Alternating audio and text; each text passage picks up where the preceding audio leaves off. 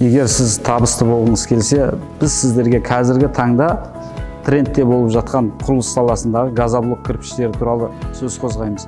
Және де ол кірпішті қалай құю керек, қалай онымен табысқа жету керек, сол нәрсені үйрететін боламыз. Газоблок өндіру үшін бізге бар болғаны миксер, бір қалып, шаблон және де резкасы болса болды. Бағасы 2 миллион 200 мың теңге.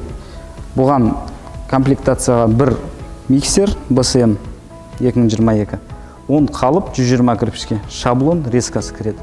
Және де сіз осы 2 миллион 200 мың теңгені жұмсау арқылы айына кем дегенде 600 мың мен 1,5 миллионға шейін табысқа жетуге болады.